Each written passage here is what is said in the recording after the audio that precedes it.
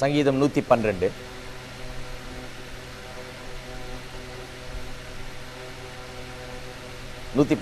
சங்கீதம் முழுவதையும் வாசிக்கிறேன், கேட்போம்.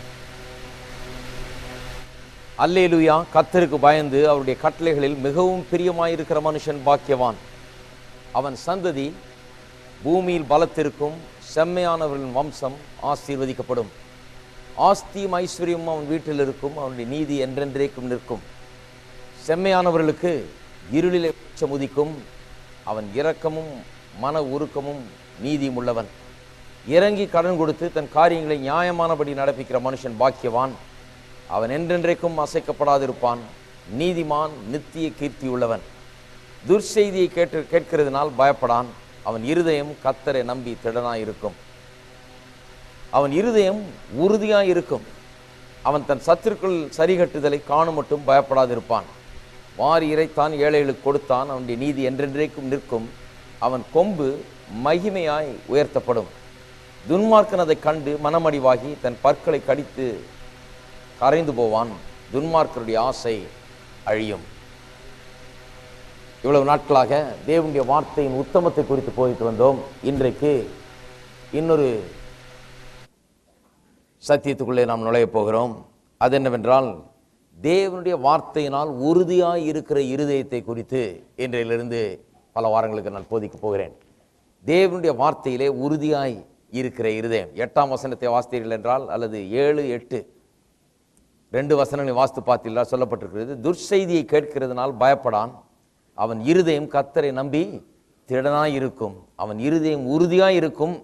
அவன் தன் சத்துருக்களின் சரி கட்டுதலை காணும் மட்டும் பயப்படாது இருப்பான். எப்படி நம்முடைய வாழ்க்கையின் சூழ்நிலைகள் எல்லாம் மேற்கொள்ளுகிற வரைக்கும் இருதயத்தில் உறுதியாயிருந்து, தேவனுடைய வார்த்தையினால் இருதயத்தில் உறுதி பூண்டு பலமுள்ளவர்களாய் நின்று சத்துருக்களின் சரி கட்டுதலை, அதாவது நமக்கு எதிராக எழும்புகிற எல்லா சூழ்நிலைகளையும் மடங்கடிக்கிற வரைக்கும், ஒன்றுமில்லாமல் ஆக்கிற வரைக்கும், அதன் ஜெயத்தை எடுக்கிற வரைக்கும் நாம் இருதயத்தில் உறுதியுள்ளவர்களாக எப்படி நிற்பது? அப்படிப்பட்ட இருதயம் என்றால் என்ன?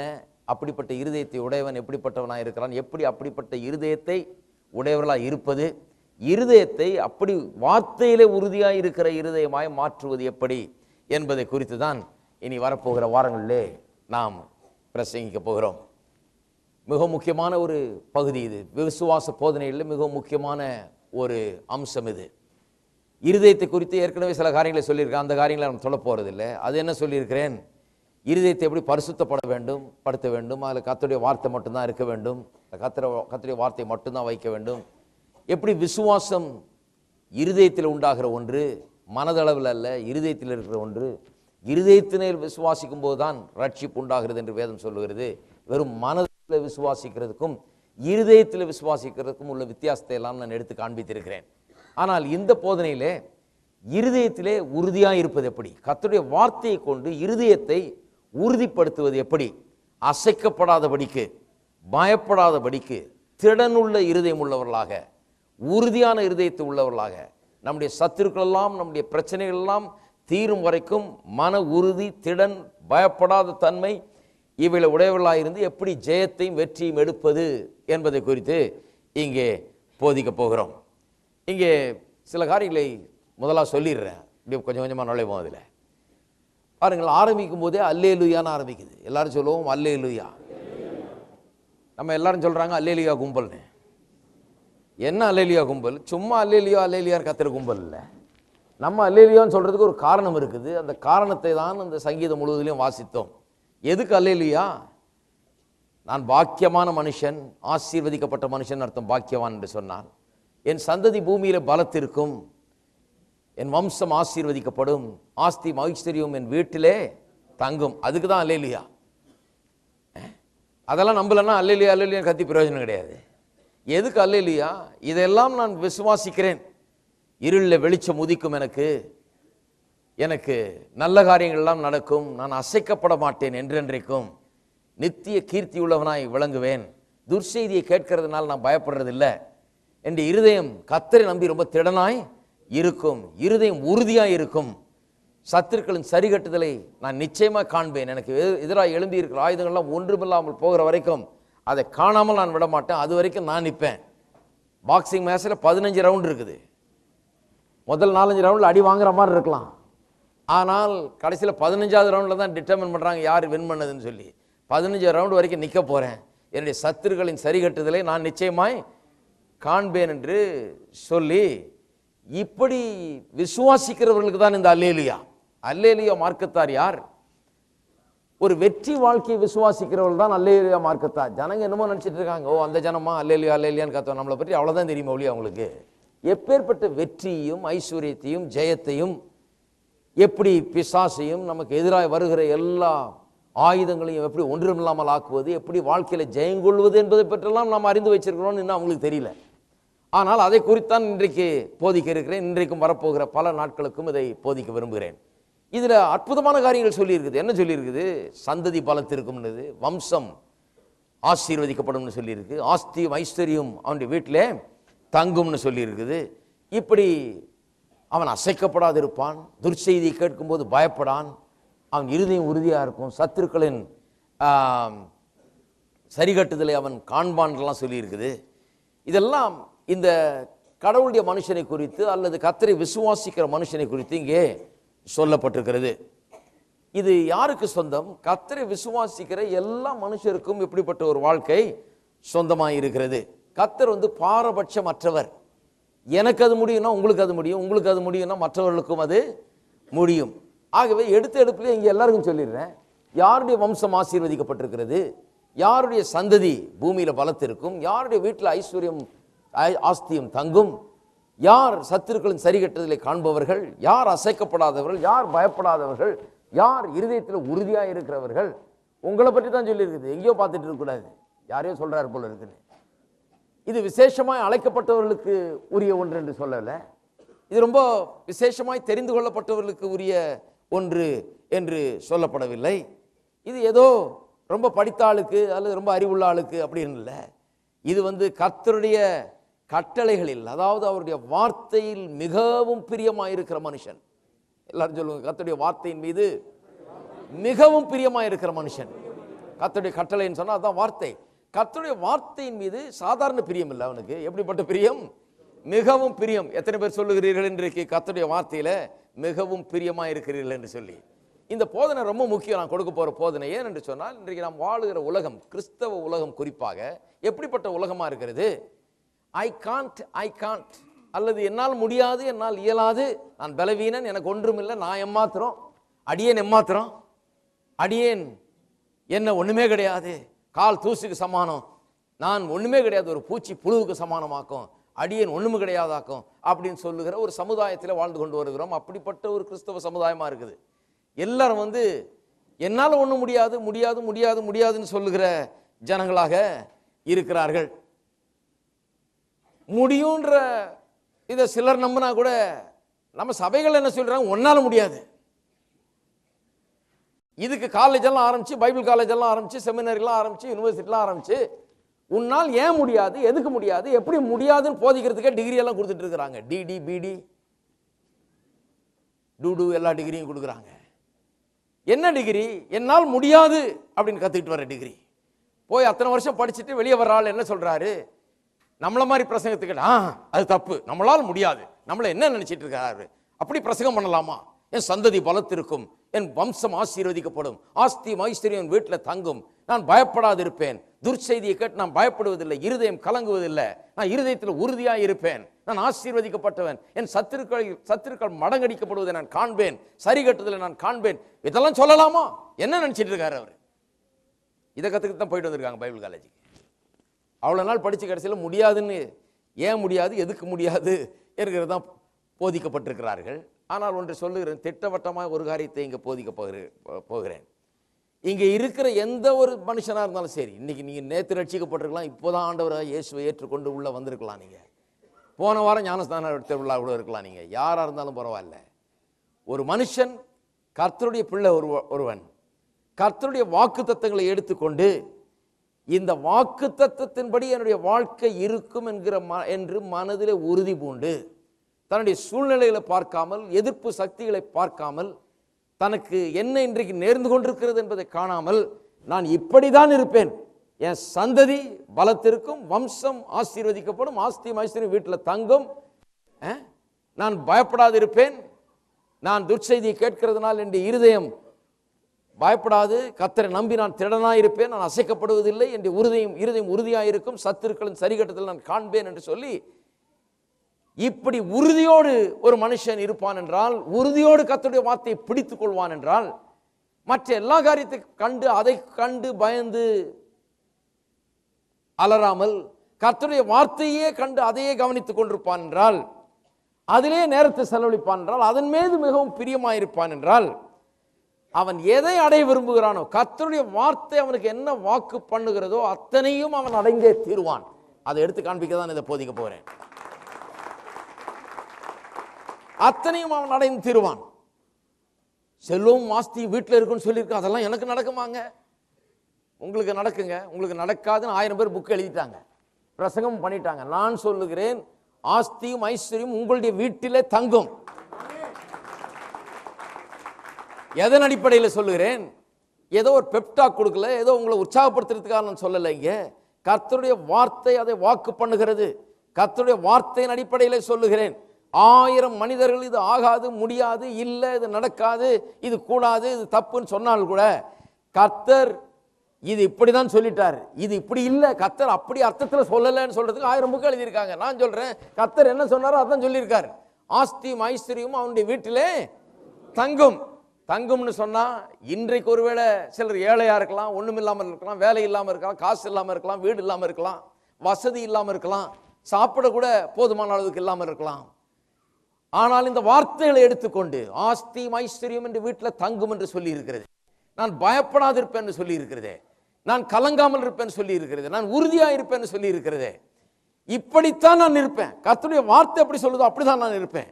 என் சந்ததி பூமியில பலத்திற்கும் சொல்லி இருக்கிறதே, என் வம்சம் ஆசீர்வதிக்கப்படும் சொல்லி இருக்கிறதே, அப்படித்தான் நான் இருப்பேன், அப்படிதான் என் பிள்ளைகள் இருப்பார்கள், அப்படிதான் என் சந்ததி இருக்கும் சொல்லி ஒரே முழு மூச்சாக தன்னை அதற்கென்று அர்ப்பணிக்கிறவன், அதையே நோக்கி பார்க்கிறவன் நிச்சயமாக அதை அடைந்தே தீருவான். இருக்கீங்களா? நிச்சயமாக அடைந்து தீருவான். அதைத்தான் நாம் இங்கே வாசிக்கிறோம். பாருங்க, உறுதியா இருக்கிற இருதயம் என்று பார்த்தோம். இருதயம் உறுதியா இருக்கும். எல்லாம் சொல்லுவோம், இருதயம் உறுதியா இருக்கும். இருதயம் உறுதியா இருக்கும்னு சொன்னா என்ன? உறுதியா இருக்கும்னு சொன்னா ஆங்கிலத்தில் ஒரு மொழிபெயர்ப்பு சொல்லுகிறது his heart is fixed. ஒரு மொழிபெயர்ப்பு சொல்லுகிறது his heart is established. அந்த ஃபிக்ஸ்ட் ஹார்ட் அல்லது எஸ்டாப்ளிஷ்ட் ஹார்ட்டை பற்றி தான் பேசும். அது என்ன விதமான இருதயம், அது எப்படிப்பட்ட இருதயம், இது யாருடைய இருதயம் என்று கொஞ்சம் கவனிக்க வேண்டும். உறுதியா இருக்கிற இருதயம்னா என்ன? உறுதியா இருக்கிற இருதயம்னு சொன்னா, கர்த்தருடைய வாக்கு தத்தத்தை பிடித்து கொண்டு அதிலேயே உறுதியாய் இருப்பது. என்னால் இது முடியாது, என்னால் இயலாது, நான் பலவீனன், நான் ஒண்ணும் இல்லை அப்படிலாம் பேசுறதே கிடையாது இந்த இருதயம். இந்த இருதயம் இப்போ ஒருவேளை தன்னை பலவீனனாய் கண்டாலும் அதை காண மறுத்து கர்த்தருடைய வார்த்தை என்ன சொல்லுகிறதோ அதை மட்டுமே கண்டு, நான் பலவீனன் அல்ல, நான் சுகமாயிருக்கிறேன் நம்புகிற இருதயம். இன்றைக்கு கையில ஒண்ணும் இல்லாலும் அதை காணாமல் கர்த்தருடைய வார்த்தை ஆஸ்தியும் ஐஸ்வர்யம் தங்கும் என்று சொல்லி இருக்கிறபடினால அதை விசுவாசித்து இதன்படிதான் ஆகும் என்று சொல்லி தொடர்ந்து எப்பொழுதுமே அதையே விசுவாசித்துக் கொண்டு இருக்கிற ஒரு இருதயம், அதுதான் உறுதியான இருதயம். இன்னைக்கு பாருங்க, விசுவாசிகள் மத்தியில் அதுதான் குறைவா இருக்குது. பாருங்க, ஆலயத்துக்கு வந்து நல்லா பாட்டு பாடி கர்த்தரை ஸ்தோத்திரிக்கும் போது அல்லேலூயா ஸ்தோத்திரம் ரொம்ப உற்சாகம் அடைஞ்சிட்டு போறாங்க, அவங்களே சொல்றாங்க. ஆனா திங்கக்கிழமை வந்தோன்னா அப்படி டல்லாயிடுதுங்க. டெய்லி வைக்கக்கூடாதா மீட்டிங்கு? டெய்லி வச்சா நல்லா இருக்குமே, நல்லா கொஞ்சம் இது கொடுத்தா மாதிரி இருக்கும், மருந்து கொடுத்தா மாதிரி இருக்கும், போஷாக்கு கொடுத்தா மாதிரி இருக்கும். ஞாயிற்றுக்கிழமை வந்து கேட்டு போய் அப்புறம் செவ்வாய்க்கிழமை வரதுக்குள்ள அப்படியே புஷ்ன்னு கொஞ்சம் அப்படியே இறங்கிடுதுங்க அப்படிங்கிறாங்க. ஏன்னு சொன்னா, அந்த இருதயத்தை எப்படி உறுதிப்படுத்துவது என்பதை குறித்து அறிந்து கொள்ளாமல் இருக்கிறார்கள். இருதயத்தை உறுதிப்படுத்துவதுன்னா என்ன? மற்ற எதையும் பார்க்காம கர்த்தருடைய வார்த்தை என்ன சொல்லுதோ அதையே பிடித்து கொண்டு, அதையே பற்றி கொண்டு, அதையே பார்த்து கொண்டு, சூழ்நிலையில பாராமல், எதிர்ப்பு காரியங்களை பாராமல், இதற்கு எதிராக நடக்கிற காரியங்களை பாராமல், எதிர்மறையான சூழ்நிலையில் பாராமல், கர்த்தருடைய வார்த்தை சொன்னதே உண்மை என்று சொல்லி எல்லாவற்றையும் வார்த்தையோடு ஒப்பிட்டு பார்த்து வார்த்தையோடு சம்பந்தப்படுத்துவதுதான் உறுதியாக இருக்கிற இருதயம். அப்படிப்பட்டவன் அவன் பயப்படான். அவனுடைய இருதயம் கர்த்தரை நம்பி திடனாய் இருக்கும், இருதயம் உறுதியாக இருக்கும், தன் சத்துருக்களின் சரி கட்டுதலை காணும் மட்டும் பயப்படாது இருப்பான். அவன் காண்பான். அவனுக்கு சத்துருக்கள் இருக்கலாம், இன்றைக்கு சூழ்நிலைகள் அவனுக்கு விரோதமாக இருக்கலாம். ஆனால் அதன் சரி கட்டுதலை, அந்த சத்துருக்கள் எல்லாம் ஒன்றுமில்லாமல் போகிறதை காணும் மட்டும் அவன் பயப்படாது இருப்பான். வெற்றி அவனுடைய பாதையில் இருக்கிறது. சரி, இதுதான் ஒரு விசுவாசியினுடைய படம். Perfect picture of a believer. ஒரு விசுவாசியினுடைய ஒரு பூரணமான ஒரு படம். ஒரு விசுவாசி எப்படி இருக்க வேண்டும்? ஆங்கிலத்தில் ஒரு வார்த்தை உண்டு, ப்ரோஃபைல்னு சொல்லுவாங்க. ப்ரோஃபைல்னு சொன்னா, இப்போ நீங்க நடிக்க போறீங்கன்னு சொன்னா முதல்ல போய் நல்லா போட்டோ எடுக்கணும். போட்டோ எடுக்கிறதுக்கு பரட்ட தலையோடு போய் எடுக்கக்கூடாது. நல்ல தலைகளே வாரி நல்லா மேக்கப் எல்லாம் போட்டு ஜோரா பார்க்கறதுக்கு ரொம்ப கவர்ச்சிகரமாக இருக்கக்கூடிய ஒரு ஆளை போல போய் போட்டோ எடுக்கிறாங்க. அது என்ன சொல்றாங்க? ப்ரோஃபைல் ஷாட் சொல்றாங்க. அப்படின்னா என்ன? என்னால இவ்வளவு சிறந்தவனா இருக்க முடியும். என்ன கேமராவில் போட்டு போட்டோ எடுத்தீங்கன்னா நான் இப்படி இருப்பேன். என்ன மூவி கேமராவில் எடுத்தீங்கன்னா இப்படி தான் நான் வருவேன். தான் ப்ரோஃபைல். ஆளை பார்த்தா அப்படி இருக்கிறேன், ஆனா இப்படி தான் இருப்பேன். நல்லா மேக்கப் எல்லாம் போட்டா இப்படி தான் எனக்கு வரும். அதுதான் ப்ரோஃபைல்னு சொல்லுறோம் இல்லையா? ப்ரோஃபைல்னா என்ன? இப்போ ஒருவேளை மேக்கப் எல்லாம் போடாம சாதாரணமாக தெரியலாம். ஆனால் நல்ல மேக்கப் எல்லாம் போட்டு எல்லா கெட்டப்பும் கொடுத்து சட்டையெல்லாம் மாட்ட வேண்டியதெல்லாம் மாட்டி எல்லாம் கரெக்டாக பண்ணா ஆளு பெர்ஃபெக்ட் பிக்சர் பார்க்கணும்னா அந்த ப்ரோஃபைல் ஷாட்டை பார்க்கணும். அதுக்கு தான் அந்த ப்ரோஃபைல்னு சொல்லுகிறோம் இல்லையா? அப்ப 112ஆம் சங்கீதம் விசுவாசியினுடைய ப்ரோஃபைல். இது அவனுடைய ஒரு படம். அவன் எப்படி இருக்கிறான் என்பதை குறித்த படம். நல்ல கவனிங்க, அவன் எப்படி இருக்கிறான் என்பதை குறித்த படம். அதுதான் சங்கீதம் 112. இப்ப பாருங்க, ஏரோப்ளேன்ல பறக்கிற அது ஏரோப்ளேனை பறக்க செய்கிறது விமானிகள் சொல்லுகிறார்கள். அவங்க என்ன சொல்றாங்கன்னா, அவங்களுக்கு landing profile, take off profile, எல்லா ப்ரொஃபைலும் கொடுக்குறாங்களாம். இந்த ப்ரொஃபைல்னா என்ன? அவள் இப்போ லேண்ட் பண்ணணும்னு வைங்க. லேண்ட் பண்ணணும்னா எப்படி வந்து லேண்ட் பண்ணுன்றது குறித்து ஒரு படமே அவர்களுக்கு கொடுக்கப்படுகிறது. Approach profile. அந்த ஏர்போர்ட் கிட்ட வந்த உடனே இவர்கள் எங்க இருக்கிறாங்க, ஆனா பெர்ஃபெக்டா லேண்ட் ஆகணும்னா எங்க இருக்கணும் ஒரு படத்தை கொடுத்து இவருடைய விமானத்தை அந்த படத்தோட கொண்டு வந்து அலைன் பண்ண வேண்டும். கரெக்டா லைன்ல வைக்க வேணும். சில நம்பர்லாம் அட்ஜஸ்ட் பண்ண சொல்லுவாங்க. இந்த நம்பரை மாத்துங்க, இது இந்த இந்த நம்பர் இந்தபடி இருக்கணும் அப்படின்னு சொல்லி அவங்க கொடுக்குற நம்பர் படி எல்லாத்தையும் அட்ஜஸ்ட் பண்ணா கரெக்டா 100க்கு 100% கரெக்டா அந்த லேண்டிங் ஸ்ட்ரிப்ல வந்து கரெக்டா லேண்ட் ஆகும். மேகமூட்டமா இருக்கலாம், சரியா தெரியாம இருக்கலாம், பார்த்ததுக்கு ஒன்றும் தெரியாம இருக்கலாம். சில நேரத்தில் கடைசி 100 அடி தான் தெரியும். அது வரைக்கும் ஒண்ணுமே தரையே தெரியாது. ஆனா கரெக்டா அந்த அப்ரோச் பண்ணிட்டு இருக்கிறார், லேண்டிங் ஸ்ட்ரிப்பை நோக்கி அப்ரோச் பண்ணிட்டு இருக்கிறார். ஏன்னா கரெக்டான நம்பர்ஸ் எல்லாம் யூஸ் பண்றாரு. அந்த படத்தோட இந்த தான் ஓட்டி வருகிற அந்த விமானத்தை அவர் அலைன் பண்ணுகிறார். இதோட கொண்டாந்து இதுக்கு நேராக கொண்டாந்து அதை நிறுத்துகிறார். அந்த படம் பெர்ஃபெக்ட், இது வந்து எங்கேயோ இருக்குது, அதை கொண்டாந்து இதுக்கு நேராக கொண்டாந்து நிறுத்துகிறார். ரெண்டு அலைன் ஆகும்போது கரெக்டா வந்து 100க்கு 100% அங்க வந்து இறங்குகிறது. அப்ப பாருங்க, வாழ்க்கையில் இந்த ப்ரொஃபைல் ரொம்ப முக்கியம். நம்மை பற்றிய ப்ரொஃபைல் ரொம்ப முக்கியம். விமானத்தில் பார்த்தீங்கன்னா அது ரொம்ப முக்கியம். ஏன்னு சொன்னால் அநேக நேரத்தில் விசிபிலிட்டி குறைவா இருக்கும். பார்க்கிறது வந்து ஒண்ணுமே தெரியாது, வெறும் மேகம் தான் தெரியும். கடைசி சில அடிகள் தான் தெரியும். தெரியாத பட்சத்தில் எதை நம்பி போறது? கடைசி 100 அடியில் வந்து தரையை பார்த்தா அவ்வளவுதான், அதுக்குள்ள நினைக்கிறதுக்குள்ள கீழே தரையில் இருப்போம். ஆகவே அதுக்கு தான் அந்த இன்ஸ்ட்ருமெண்ட்ஸ் எல்லாம் கொடுக்கப்பட்டிருக்கிறது. அதுக்கு தான் டெக்னாலஜி உபயோகப்படுத்தப்படுகிறது. மேகத்தை பற்றி கவலைப்பட வேண்டியதில்லை, மூடிக்கிட்டு இருக்கு தெரியலன்றதை பற்றி கவலைப்பட வேண்டியதில்லை. படம் உங்களுக்கு விஞ்ஞான ரீதியில் அவங்க கொடுத்துட்டாங்க. பெர்ஃபெக்ட் லேண்டிங்க்கு உரிய பிக்சரை கொடுத்துட்டாங்க. அந்த பிக்சரோட உங்க பிளேனை கொண்டு வந்து அலைன் பண்ண கரெக்டா லேண்ட் ஆகுறீங்க. இந்த பிக்சர், இந்த ப்ரொஃபைல் ஆனது ரொம்ப முக்கியம். குறிப்பா எல்லாம் இருட்டா இருக்கிற நேரத்தில், கண் பார்வைக்கு எல்லாம் எட்டாமல் இருக்கிற நேரத்தில், மேகம் மூட்டமா இருக்கிற நேரத்தில், பனியா இருக்கிற நேரத்தில், ஒன்றும் தெரியாம இருக்கிற நேரத்தில் ரொம்ப முக்கியமானதாக ஆகிவிடுகிறது. அப்ப சொல்றேன், ஆவிக்குரிய வாழ்க்கையிலேயும் இந்த ப்ரொஃபைல், நான் என்னவா இருக்கிறேன் என்பதை குறித்த ஒரு பூரணமான ஒரு காட்சி, இது ரொம்ப முக்கியம். ஏன் என்று சொன்னால் அநேக வெறும் பிரச்சனையை தான் பார்க்கிறோம், மேகமூட்டத்தை தான் பார்க்கிறோம். நான் இப்படி இருக்க முடியும் என்கிறத என்னால் யோசித்து பார்க்க முடியாம இருக்கிறது, கண்ணால் அதை காண முடியாம இருக்கிறது. இன்றைக்கு பார்க்கிறதெல்லாம் வெறும் கஷ்டமா தான் இருக்குது, இன்றைக்கு பார்க்கிறதெல்லாம் பிரச்சனையா தான் இருக்குது. ஆனால் வேதம் சொல்லுது, அவனுடைய வீட்டில் ஆஸ்தியும் ஐஸ்வர்யம் தங்கும் சொல்லி இருக்குது, அவன் பயப்படாது இருப்பான்னு சொல்லி இருக்குது, அவனுடைய சத்துருக்களின் சரியில் அவன் காண்பான்னு சொல்லி இருக்குது. ஆனா பார்த்தா சத்துருக்கள் தான் கை ஓங்கி இருக்க மாதிரி இருக்குது. அந்த நேரத்தில் நம் கண்களுக்கு சரியா நம்முடைய பதில் தெரியாது இருக்கிற நேரத்தில் இந்த ப்ரொஃபைல், வேத வசனம் என்னை குறித்து என்ன சொல்லுகிறது, என்னை எப்படிப்பட்டவனாக அது படம் வரைந்து காண்பிக்கிறது. அதை நான் காண்பது ரொம்ப முக்கியம். இதுதான் பெர்ஃபெக்ட் பிக்சர். ஒரு விசுவாசியை குறித்த ஒரு பூரணமான ஒரு படமா இருக்கிறது. சிலர் சொல்லலாம், ஐயா நீங்க சொல்றது சரி, இதுதான் 112ஆம் சங்கீதம் தான் நான். எல்லாம் சொல்லுங்க, 112ஆம் சங்கீதம் தான் நான், பாக்கியவான் நான். சொல்லுவோம் கொஞ்சம். என் வம்சம் ஆசீர்வதிக்கப்படும், என் சந்ததி பூமியில பலத்திருக்கும், ஆஸ்தியும் ஐஸ்வர்யம் என் வீட்டில், எங்க வீட்டில் தங்கும், நான் பயப்படாதிருப்பேன், அசைக்கப்படாதிருப்பேன், என் இருதயம் உறுதியாயிருக்கும், என் பிரச்சனைகள் எல்லாம் ஒன்றுமில்லாமல் ஆக்கிற வரை அசைக்கப்படாமல் பயப்படாமல் உறுதியாய் இருப்பேன். நான் உறுதியானவன், நான் ஜெயிக்கிறேன். நம்புறீங்களா?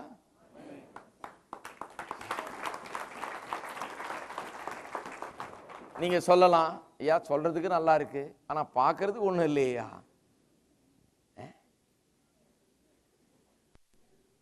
பார்க்கிறதுக்கு என்ன மாதிரி தெரியலையே, இங்க ஒரு படமா இருக்குது, ஆனா பார்க்கிறது வேற படமா இருக்குது. அதனாலதான் சொல்ற படம் ரொம்ப முக்கியம். ஏன்னா பார்க்கிற படத்தை நம்பிடாதீங்க, இந்த படத்தை பாருங்க. பார்க்கிற படத்தை நம்பினா அப்புறம் அதை படம், அதுதான் உண்மையா ரியாலிட்டி ஆயிடும் வாழ்க்கையில. பார்க்கறத பார்த்து நான் ஏழை, என்னால முடியாது, எனக்கு யாரும் இல்லை, எனக்கு ஒன்றும் இல்லை, அடியேன் ஏமாத்திரம் அப்படின்னா அப்படிதான் நீங்களே சொல்லிட்டீங்க. உங்க படத்தை நீங்களே வரைஞ்சிக்கிட்டு இதுதான்றீங்க. பரலோகத்தில் உங்களை பற்றி அந்த படம் இல்லை, வேற படம் வைக்கப்பட்டிருக்கிறது. ஒரு நாள் எல்லாம் பரலோகத்தில் போய் நிற்க போறோம். அப்போ ஆண்டவர் நம்மளை பற்றிய படத்தை அங்கே வச்சிருக்கிறாரு. அவர் என்ன சொல்ல, வா இதுக்கு நேரம் நில்லு ஃபிட் ஆகுன்னுவார். ஐயோ ஆண்டவரே, நான் இது இல்லை ஆண்டவரே, அடியே நெம்மாத்திரம் இதான் நான். அப்ப சொல்வார், அப்பா இப்படிதான் இருந்திருக்கலாம், நீ தெரியாதனால அப்படி இருந்திருக்கிற. என் படம் எப்பவுமே இப்படிதான் இருந்தது உன்னை பற்றி. என்னுடைய படம், உன்னுடைய வம்சம் ஆசீர்வதிக்கப்படும், உன்னுடைய சந்ததி பலத்திற்கும், ஆஸ்தியும் ஐஸ்வர்யம் வீட்டில் தங்கும், நீ அசைக்கப்படாதிருப்பாய், பயப்படாதிருப்பாய், உறுதியா இருப்பாய். என்னுடைய படம் நான் வரைஞ்சி வச்சுட்டேன் பர்ஃபெக்டா.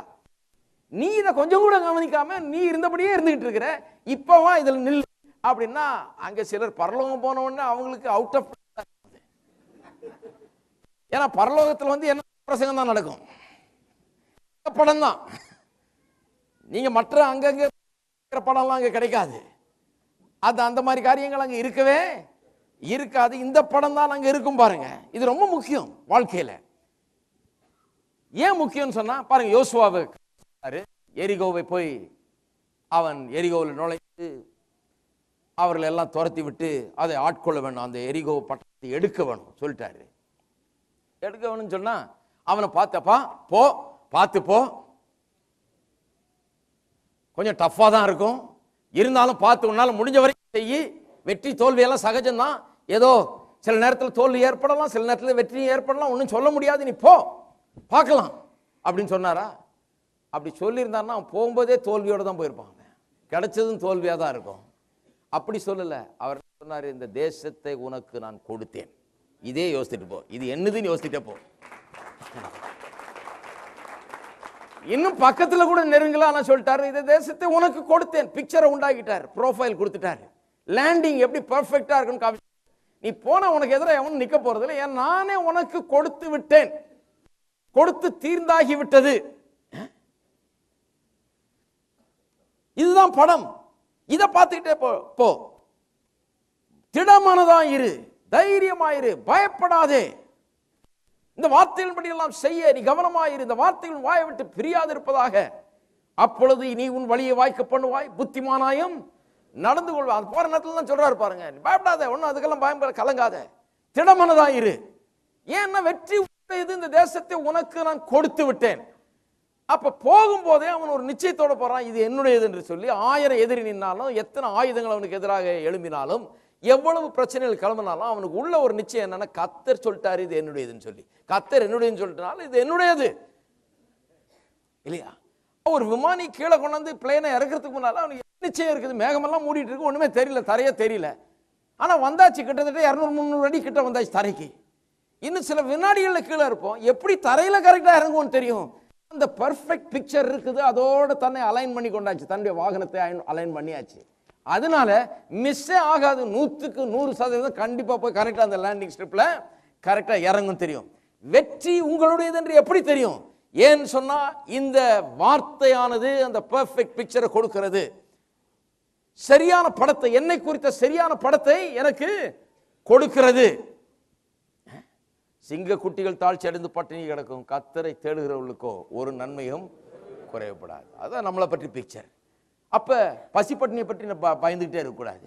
ஏழை ஆடுவோம்னு நினைக்கிற பிரதர், இதெல்லாம் எவ்வளவு நாளைக்கு பிரதர், இதெல்லாம் திடீர்னு போயிடும் பிரதர். இதே தான் சில விசுவாசிங்க பேசிட்டு இருக்கிறாங்க பாருங்க. ஏன்னா இந்த பிக்சர் இன்னும் உள்ள இறங்கல. எப்படி இருக்குமோ, நாளை எப்படி இருக்குமோ யார் கண்டா பிரதர்? கர்த்தருடைய சித்தத்தின்படி. ஏன் கர்த்தருடைய சித்தம் என்னன்னா பார்த்து தெரிஞ்சுக்கிறது.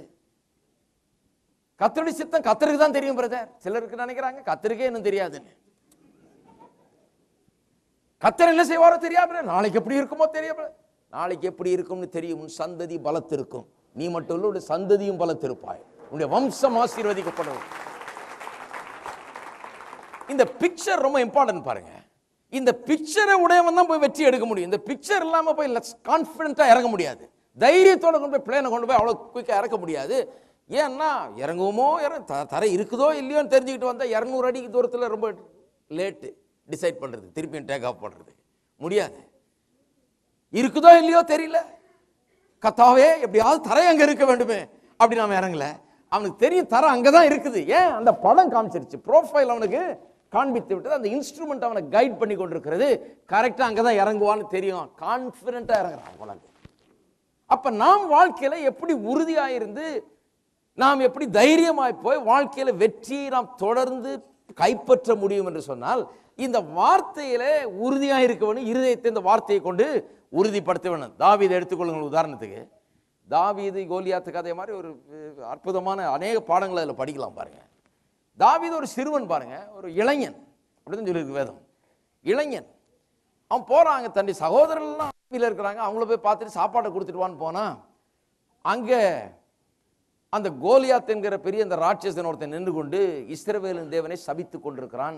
இஸ்ரவேல் ஜனங்களை நிந்தித்துக் கொண்டிருக்கிறான். இவன் சொல்றான், இந்த விருத்த சேதனம் இல்லாத பெலிஸ்தீன் இவன் எம்மாத்திரம், இஸ்ரவேலின் தேவனை சபிக்கிறதுக்கு இவன் எம்மாத்திரம், இவன் ஒண்ணுமே கிடையாது. அவங்க அண்ணன் சொல்றாங்க, என்ன நினைச்சிட்டு இருக்கிற நீ இப்படிலாம் பேசுற? உன்னுடைய இருதயத்தின் அகங்காரமும் மேட்டிமையும் எங்களுக்கு தெரியாதுன்னு நினைச்சிட்டு இருக்கிறியா? சொல்றான், ரொம்ப நாட்டி ஃபெல்லோ, நீ எப்படிப்பட்ட ஆள்னு தெரியும். இங்க வந்து சின்ன பையன், நீ வந்து நாங்கெல்லாம் இங்க கஷ்டப்பட்டு யுத்தம் பண்ணிட்டு இருக்கிறோம், அவன் வந்து அங்க எங்களை மிரட்டிட்டு இருக்கிறான், நாங்கெல்லாம் ஒளிஞ்சிட்டு இருக்கிறோம், டெய்லி ஒளியறதே எங்க வேலையா போச்சு. ஆனா நீ இவ்வளோண்டு பையனா இருந்துகிட்டு இங்க வந்து இஸ்ரவேலின் தேவனை நிந்திக்கிறதுக்கும் இஸ்ரவேல் மக்களை நிந்திக்கிறதுக்கும் இந்த ராட்சசன் எம்மாத்திரம், இவன் எம்மாத்திரம், இவன் பெரிய ஆள் கிடையாது, இவன் எம்மாத்திரம், இவன் ஒண்ணு இல்லை, இவனை ஊதி தள்ளிடுவேன்ற மாதிரி பேசுறாங்க. அது வந்து அவங்களுக்கு வந்து மேட்டிமையும் அகங்காரமாய் தெரிகிறது. நான் சொல்றேன் கேளுங்க, நீங்க போய் இன்னைக்கு போய் என்னுடைய சந்ததி பலத்திற்கும், என்னுடைய வம்சம் ஆசீர்வதிக்கப்பட்டிருக்கும், ஆஸ்தி ஐஸ்வர்யம் என் வீட்டில் தங்கும், நான் பயப்படாதிருப்பேன், அசைக்கப்படாதிருப்பேன், என்னுடைய இருதயம் கலங்குவதில்லை, நான் இருதயம் உறுதியாயிருக்கும், என்னுடைய சத்துருக்கெல்லாம் சரிகட்டப்படுவதை என்னுடைய கண்கள் காணும் மட்டும் நான் தைரியமாக உறுதியாயிருப்பேன்னு சொல்லி பாருங்க. என்ன நினைச்சிட்டு இருக்கிறார் அவரு? இஷ்டத்துக்கு பேசுறாரு அவரு அப்படின்னு சொல்லுவோம். ஏன்னா அவங்களுக்கு விளங்காது. ஏன்னா ஒளிஞ்சுதானே பழக்கம் அவங்களுக்கு. இல்லை இல்லைன்னு வாழ்ந்தே பழக்கம், குறைவில் வாழ்ந்தே பழக்கம், என்னால முடியாதுன்னு சொல்லியே பழக்கம், என்னால முடியாது நான் ஏமாத்திரம் சொல்லி பழக்கம், என்னுடைய பிரச்சனைகள் எம்மாத்திரம், இந்த ராட்சசன் எம்மாத்திரம், என்னை நிந்திக்கிற இந்த சத்துரு எம்மாத்திரம், எனக்கு எதிராக எழும்பி இருக்கிற இந்த ஆயுதம் எம்மாத்திரம், எனக்கு எதிராக எழும்பி இருக்கிற எதிர்ப்பு சக்திகளும் சூழ்நிலைகளும் எம்மாத்திரம், வறுமை எம்மாத்திரம், நோய் எம்மாத்திரம், எனக்கு எதிராக எழுந்திருக்கின்ற வியாபாரத்தில் எழும்பி இருக்கிற தொந்தரவுகள், தொல்லைகள், பிரச்சனைகள் எம்மாத்திரம், இவைகளெல்லாம் நான் ஒன்றுமில்லாமல் ஆக்கிறதுக்கு விடுறதில்லை, நான் உறுதியா இருப்பேன்னு சொல்லி பாருங்க. உங்களுக்கு இருதயத்தில் அகங்காரம் மேட்டுமே இருக்குன்னு தான் சொல்லுவாங்க ஜனங்க. ஏன்னா அவங்களுக்கு விசுவாசம் புரியாத ஆட்கள், ரொம்ப பெருமைங்க அவருக்கு. எப்படி பிரசங்கம் பண்றாரு பாத்தீங்களா? கொஞ்சம் கூட தாழ்மையே இல்லை. மற்றவங்க எல்லாம் எப்படி சொல்றாங்க, அடியே எம்மாத்திரம், நான் ஒன்னும் இல்லை அப்படிதான் சொல்றாங்க. இவர் மட்டும்தான் சந்ததி பலத்திற்கும், ஆசீர்வதிக்கப்பட்டிருப்பேன், ஐஸ்வர்யம் என் வீட்டில் தங்கும், இதெல்லாம் பேசுறது இவர் ஒருத்தர் தான். ரொம்ப மேட்டுமே அகங்காரம் கிடையாது. அப்படிதான் தாவீதை சொன்னாங்க. தாவீது வித்தியாசமா பேசுறான் பாருங்க. அப்படிதான் சொல்றாங்க. அவன் போய் கேட்க ஆரம்பிச்சிட்டான் எல்லாரையும், எப்பா இவனை கொன்னா என்ன தெரிஞ்சா அவங்க சில பேசிக்கிறாங்க பாருங்க. இவனை கொல்லுகிறவனை ராஜா வந்து ஐஸ்வர்யவானாக்கி அவனுக்கு தன் பெண்ணை குமாரத்தியை கொடுத்து அவனுக்கு சர்வமானியம் இஸ்ரவேல் தேசத்திலே அவனுடைய குடும்பத்தாருக்கு சர்வமானியம் கொடுப்பாருன்னு சொல்லி எல்லாரும் பேசிக்கிறாங்க. பேசிக்கிட்டது அவன் காதில் சரியாக தான் விழுந்துதான் கரெக்டாக கேட்டுக்கிறான். அப்பா என்ன சொன்னீங்க? என்ன செய்வார் ராஜா? பொண்ணு கொடுப்பாரு, பணம் கொடுப்பாரு. அவன் சொல்றான், நினைச்சேன் அப்படிதான் இருக்கும் கரெக்டா. இந்த ராட்சதனை அடிச்சா நிச்சயமா பொண்ணும் கிடைக்கும் பணமும் கிடைக்கும், ரெண்டும் கிடைக்கும். பார்த்துறது ஒரு கைன்னு சொல்லி நேரம் ராஜா கிட்ட போறான் பாருங்க. ராஜா கிட்ட போய் நான் பார்த்துடுறேன். அவன் சொல்றான், நீ இளைஞன்பா, அவன் இளம் வயது முதல் போர் யுத்தத்தில் ஈடுபட்ட அவன் பெரிய போர் வீரன், அவன் நீ ஒரு சாதாரண இளைஞன், நீ போறன்றியே. சொல்றான், எனக்கு இந்த ஆயுதம் ஒன்றும் வேணாம், எனக்கு நான் இஸ்ரவேலின் தேவனுடைய நாமத்தில் நான் போறேன், நான் பார்த்துடுறேன். அவனுடைய வாய் அவன் ஏன் அப்படி பேசுறான்னு பாருங்க. ஏன்னா அவன் ஒரு ஆடு மேய்க்கிறவனா இருந்த போதே அவன் சில காரியங்களை கற்றுக்கொண்டிருக்கிறான். அங்கேயே பாருங்க, ஒரு தடவை கரடி வந்துருக்குது, அதை பார்த்து பயப்படல, போட்டு அடி அந்த கரடியை நிமித்திட்டு இருக்கிறாங்க. சிங்கம் ஒரு தடவை வந்தது, போட்டு வாயே கிழிச்சு எடுத்துட்டு இருக்கான் பாருங்க. எப்படிப்பட்டவனா இருப்பான் பாருங்க, ஒரு 16-17 வயசு பையன் சிங்கத்தின் வாயை கிழிச்சு தூக்கி எறிஞ்சிருக்கான். சும்மா ஒரு ஆட்டை பிடிக்க வந்த சிங்கத்தை. நம்ம என்ன சொல்ல, பரவாயில்லப்பா 100 ஆட்டில் ஒன்று போனா என்ன, அந்த சிங்கத்தை போய் ஏன் நீ இது பண்ணிட்டு இருக்கிற, சிங்கத்தோட சண்டை போட்டாகணுமா இன்னைக்கு? அவன் சொல்றான், என் என்னுடைய ஆட்டை எடுக்கிறதுக்கு இந்த சிங்கம் இது என்ன அப்படின்னு சொல்லி போய் அந்த சிங்கத்தை போட்டு வாயை கிழிச்சு தூக்கி எறிஞ்சிருக்கிறான் பாருங்க, அடிச்சு கொண்டு இருக்கிறான். அதை அவனுக்குள்ள ஒரு தைரியம், கர்த்தர் என்னோட இருக்கிறார். அவன் ராஜாவாக அபிஷேகம் பண்ணப்பட்டவன், ராஜாவாக அபிஷேகம் பண்ணப்பட்டு தெரிந்து கொண்ட உடனே ராஜாவா இல்லை, இன்னும் ஆடுதான் மேய்ச்சிட்டு இருக்கான் பாருங்க. சாமுவேல் வந்து அவனை தெரிந்து கொண்டு விட்டார் ராஜான்னு சொல்லி அபிஷேகம் எண்ணெல்லாம் ஊற்றி அபிஷேகம் பண்ணியாச்சு. இருந்தாலும் அடுத்த நாளே அவன் சிம்மாசனத்தில் ஏறி இல்லை, சாதாரண ஒரு ஆடு மேய்க்கிறவனா தான் இருக்கிறான். ஆனால் அந்த ராஜாவின் அபிஷேகம் அவனுக்குள்ள வந்துருச்சு. அவன் புதிய விதமாக தன்னை காண ஆரம்பித்து விட்டான். தன்னை வெற்றி சிறக்கிறவனாக, அதிகாரியாக, பலமுள்ளவனாக, ஒரு வீரனாக தன்னை காண ஆரம்பித்து விட்டான். அதனாலதான் அந்த மிருகங்களை எல்லாம் கூட அடிச்சு கொள்றான். சொல்றான், முன்ன ஒரு கரடியை கொண்டு இருக்கிறேன், சிங்கத்தை கொண்டு இருக்கிறேன், இவனையும் அதே மாதிரி அதை விட ஈஸியா கொள்றேன். இவன் ரொம்ப பெருசுன்னு எல்லாம் பாக்குறாங்க, இவன் சொல்ல ரொம்ப ஈஸி, ரொம்ப பெருசுனா ரொம்ப ஈஸிப்பா, குறி தவறவே எவ்வளவு பெருசா இருந்தா அது பெட்டர். இத பெர்ஸ்பெக்டிவ்ல தான் ப்ராப்ளம். உங்க பிரச்சனை நீங்க எப்படி பாக்குறீங்கன்றது தான் பிரச்சனை. இப்போ பிரச்சனை இல்லை. ஹலோ, பிரச்சனையை நீங்கள் எப்படி பார்க்கிறீர்கள்? உங்க பிரச்சனையை பெருசா பாக்குறீங்களா, ஒண்ணும் முடியாது நான் சின்னவன் அது பெருசுன்னு பாக்குறீங்களா, அல்லது பெரிய பிரச்சனைனா ரொம்ப லேசா தீர்த்தரலாம், அது சின்ன பிரச்சனை தான் அப்படியே லொல்லு பண்ணிக்கிட்டே இருக்கும், இந்த பெரிய பிரச்சனை சும்மா ஒண்ணுமில்லாமல் ஆக்கிடலாம் அப்படின்ற ஆட்டிடியூட் இருந்ததுனாலே வின்னர் ஆயிடுவீங்க, ஜெயிக்கிறவர்களாக மாறிவிடுவீர்கள். அப்ப பாருங்க, அவனுக்குள்ள ஒரு ப்ரொஃபைல். என்ன ப்ரொஃபைல்? ஒரு வின்னர்ஸ் ப்ரொஃபைல். அவனுக்குள்ள தன்னை குறித்த ஒரு படம். இவனை ஒன்றுமில்லாமல் ஆக்குற ஜாதி நான், தேவனாகிய கர்த்தர் என் கூட இருக்கிறார், அவருடைய வாக்குத்தத்தங்கள் எனக்கு சொந்தம், நான் உடன்படிக்கையின் பிள்ளை. இவன் உடன்படிக்கைக்கு அப்பாற்பட்டவன், தேவனுக்கு இவனுக்கு சம்பந்தமே கிடையாது, கடவுளை இவன் அறியாதவன், ஜீவன் உள்ள தேவனுடைய உதவியும் ஒத்தாசையும் இவனுக்கு கிடையாது, எனக்கு இருக்குது. அப்ப இவன் எப்படி ஜெயிக்க முடியும்? இவன் ஒன்றுமில்லாமல் ஆக்குற வரைக்கும் நான் விட மாட்டேன். வாயை திறந்து பேசுறான். அவனுடைய தலையை வெட்டி இன்றைக்கு பறவைகளுக்கு நான் போடலன்னு பாரு. ஒன்ன மட்டும் இல்ல, எல்லா பிலிஸ்தீனுடைய தலையை வெட்டி நான் போடலன்னு பாரு. இருக்கீங்களா? அதுக்கு தான் சகோதரர் சொல்றாங்க, இந்த மேட்டுமே அகங்காரம் வேணாம், இந்த இதெல்லாம் வேணாம், வீட்டுக்கு போய் சேர்ச்சிக்கிறோம், இதெல்லாம் பேசலாமா, நீ என்ன நினைச்சிட்டு இருக்கிற? அவன் சொல்றான், இல்ல இல்ல இல்ல, என் இருதயம் பேசுகிறது, என் உறுதியான இருதயம். எல்லா இஸ்ரவேல் மக்களுடைய இருதயம் கலங்கி போயிருக்கிறது, பயந்து போயிருக்கிறது, ஒளிந்து கொள்ளுகிற இருதயமாக இருக்கிறது. இங்க ஒரு மனுஷனுடைய இருதயம் மட்டும் தைரியம் உள்ள இருதயமாக இருக்கிறது. எத்தனை பேருடைய இருதயம் அப்படி இருக்குது? ஆளு நீங்கள் சிறியவர்களா இருக்கலாம், இருதயம் உறுதியா இருந்தா ராஜாவாயிடலாம். நீங்க ஆடு மேய்க்கிறவனா இருக்கிறது ராஜாவாகலாம். ஆடு மேய்க்கிறவன் எப்படி ராஜாவானான்? உறுதி, இருதயத்துல கர்த்தருடைய உடன்படிக்கை குறித்த உறுதி, வாக்கு தத்தங்களை குறித்த உறுதி, கர்த்தர் எப்படி என்பதை குறித்த ஒரு உறுதி அவனுக்குள்ளே இருக்கிறது. அதையே தியானித்து, அதையே விசுவாசித்து, அதன் மேலே கிரியை செய்து, அசையாமல் அங்குமிங்கும் அலசரிப்படாமல் அதையே நம்பிக்கொண்டு இருந்தால் நிச்சயமாக வெற்றி உங்களுடையதாகிவிடும் என்பதிலே சந்தேகமே இல்லை. இருக்கீங்களா? அப்ப இது எப்படி வேலை செய்யுதுன்னு கொஞ்சம் பாருங்க. இருதயம் உறுதியா இருக்க வேண்டும். உறுதியா இருக்கிற இருதயம், அதான் பேசுறப்போ எல்லாரும் சொல்லுங்க, உறுதியா இருக்கிற இருதயம். இருதயத்தை உறுதிப்படுத்துகிறது எப்படி? திருப்போம் ஏசாயா 26ஆம் அதிகாரம். இருதயத்தை உறுதிப்படுத்த ஆழமா போறோம். ஏசாயா 26ஆம் அதிகாரம். அப்படியே கற்றுக்கொள்ள போகிறோம். இருதயத்தை எப்படி உறுதிப்படுத்துவது. இது சும்மா ஒரு உற்சாக டாக் இல்லை. இருதயத்தை, உங்களுடைய இருதயத்தை, சிறியவர்களும் பெரியவர்களும் யாராக இருந்தாலும் சரி, உங்களுடைய இருதயத்தை இன்றைக்கு ஆரம்பித்து தேவனுடைய வார்த்தையை கொண்டு போய் உங்களுடைய இருதயத்தில் வைத்து எப்படி நாளுக்கு நாள் உறுதியான, பயப்படாத, அசைக்கப்படாத இருதயமாக உங்களுக்கு எதிராக இருக்கிற எல்லா பிரச்சனைகளையும் மேற்கொண்டு ஜெயிக்கிற அப்படிப்பட்ட ஒரு இருதயமாக மாற்றுவது எப்படி, அதான் பேசிட்டு இருக்கிறோம். ஜெயிக்கிற இருதயமாய் மாற்றுவது எப்படி, செழிக்கிற இருதயமாய் மாற்றுவது எப்படி, ஒரு ஆடு மேய்க்கிறவன்லேருந்து ராஜாவாகிற இருதயம் எப்படி, வெற்றிகரமாக வாழ்வதற்குரிய இருதயம் எப்படிப்பட்ட இருதயம், அதை எப்படி அடைவது, இருதயத்தை எப்படி அப்படி ஆக்குவது, அதை பற்றி தான் பார்க்கிறோம். 26ஆம் அதிகாரம் ஏசாயா 1ஆம் வசனத்திலிருந்து.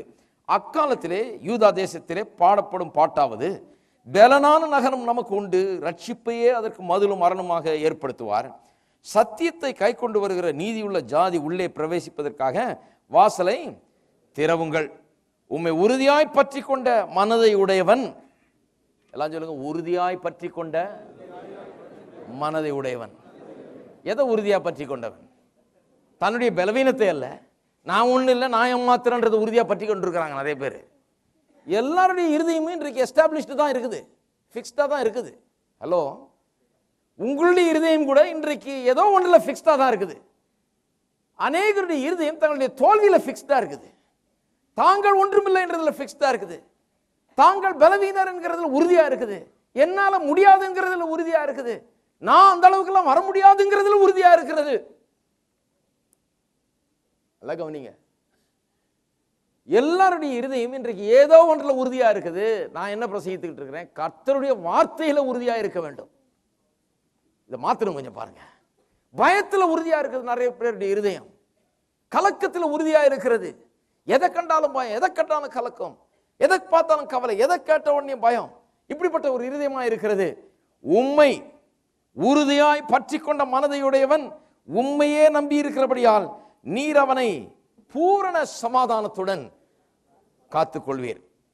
நல்லா கவனிங்க, உண்மை உறுதியாய் பற்றி கொண்ட மனதை உடையவன் உண்மையே நம்பி இருக்கிறபடியால் நீர் அவனை பூரண சமாதானத்துடன் காத்துக்கொள்வீர். Thou will keep him in perfect peace. Peace என்கிற வார்த்தை ஷலோம் என்கிற வார்த்தையிலிருந்து வருது. ஷலோம்னு சொன்னா என்னது? எதுவும் குறையாமல், எதிலும் பற்றாக்குறை இல்லை, எல்லாவற்றிலும் நிறைவு. ஆவி, ஆத்மா, சரீரம், குடும்பம், பொருளாதாரம், கையின் பிரயாசம், வாழ்க்கையில் எல்லா ரீதியிலும் ஒரு ஆசீர்வாதமான ஒரு நிலை. அதைத்தான் அந்த சமாதானம் என்கிற வார்த்தை குறிக்கிறது. சமாதானம்னா ஏதோ உள்ள சமாதானம். சிலர் சொல்றாங்க, எனக்கு சமாதானம் இருந்தால் போதுங்க, சாப்பாடு இல்லைன்னா என்ன? இல்லை, அது சமாதானம் கிடையாது. அது பைபிளில் சொல்கிற சமாதானம். பைபிளில் சமாதானம்னு சொல்லும்போது அதில் செழிப்பு இருக்கிறது, சந்தோஷம் இருக்கிறது, நிம்மதி இருக்கிறது, குடும்ப வாழ்வு இருக்கிறது, கையின் பிரயாசத்தில் வெற்றி இருக்கிறது. அதைத்தான் சமாதானம்னு சொல்லி நீ போய் செக் பண்ணி பாருங்க. அந்த ஷலோம்ன்ற ஒரு வார்த்தையை வாசித்து பாருங்க. எங்கேயாவது யாராவது விளக்கம் கொடுக்குறது ஏதாவது புக்கில் வாசித்து பாருங்க. அதில் எல்லாம் இருக்குது. சும்மா அந்த உள்ளத்தில் சமாதானம் இருக்குது, பரவாயில்ல, வெளியில் என்ன இருந்தால் என்ன, அப்படி கிடையாது. எல்லா ரீதியிலையும் எல்லாம் இருக்கிறது, ஒன்றும் குறைவுபடாது. ஒரு ஆங்கில எக்ஸ்பாசிட்டர் ஒருத்தர் சொல்றாரு, nothing missing, nothing lacking, nothing broken. எதுவுமே உடைஞ்சு சுக்குநூறா கிடையாது, எதுவுமே அழிந்து போன நிலையில கிடையாது, எதுவுமே குறைவுபட்ட நிலையில கிடையாது, எதுவுமே பற்றாக்குறை என்கிற நிலையில கிடையாது. அதுதான் பீஸ், ஷலோம் என்கிற வார்த்தையின் அர்த்தம்.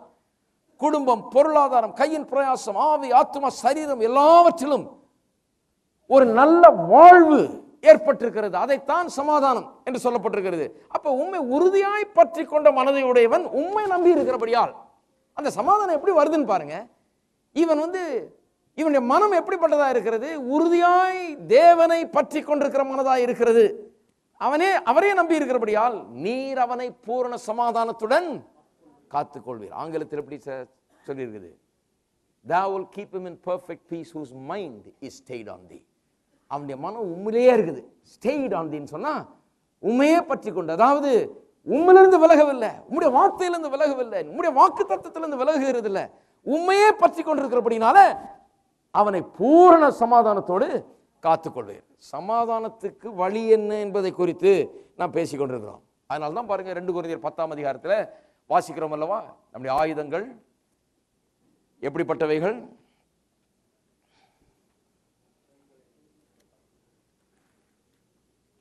வாசிப்போம். 2 கொரிந்தியர் 10ஆம் அதிகாரம்.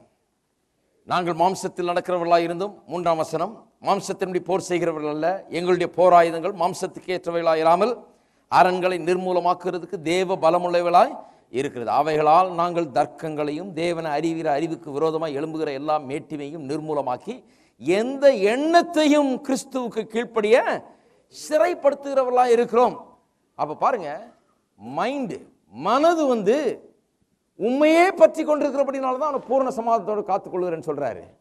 இங்க சொல்லி இருக்குது, இந்த மனது சீராக இருக்காதபடிக்கு, கர்த்தருடைய வார்த்தையே பற்றி கொண்டிராதபடிக்கு பலவிதமான தவறான தர்க்கங்கள், ஆர்குமெண்ட்ஸ், இமேஜினேஷன்ஸ் எல்லாம் இந்த மனதை வேற திசையில திருப்ப முயற்சி செய்து கொண்டிருக்கிறது. எப்ப பார்த்தாலும் மனதை படித்திருக்கிறவர்கள் சொல்றார்கள், ஆயிரக்கணக்கான எண்ணங்கள் ஒரு மனுஷனை தாக்குகிறதாம். ஒவ்வொரு நாளும் ஆயிரக்கணக்கான எண்ணங்கள் உள்ள ஆக்கிரமிக்க விரும்புகிறது ஒரு மனுஷனுடைய மனதை.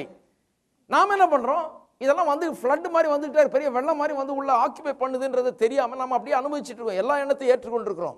ஆனா வேதம் சொல்லுது, இந்த எண்ணங்களை எல்லாம் நாம் அலசி ஆராய்ந்து இது எப்படிப்பட்ட எண்ணம், தேவனுடைய வார்த்தைக்கு ஏற்ற எண்ணமா, எல்லாம் மேட்டிமையை நிர்மூலமாக்க வேணும். இந்த எண்ணங்கள் தேவனுடைய வார்த்தைக்கு விரோதமாக சொன்னா அதுக்கு மேட்டுமை உண்டாயிருக்குது. எண்ணம் மேட்டுமையான எண்ணம். ஏனென்றால் தேவனுடைய வார்த்தை ஒன்று சொல்லுது, அந்த எண்ணம் சொல்லுது இந்த வார்த்தை தப்புன்னு சொல்லுது. தேவனுடைய வார்த்தை சொல்லுகிறது என் வீட்டில் ஐஸ்வர்யம் ஆஸ்தியும் தங்கும், அந்த எண்ணம் சொல்லுது நான் ஏழை ஆயிடுவேன்னு சொல்லி. தேவனுடைய வார்த்தை சொல்லுகிறது நான் சுகமானேன்னு சொல்லி, எண்ணம் சொல்லுது நான் வியாதியில அழிவேன் என்று.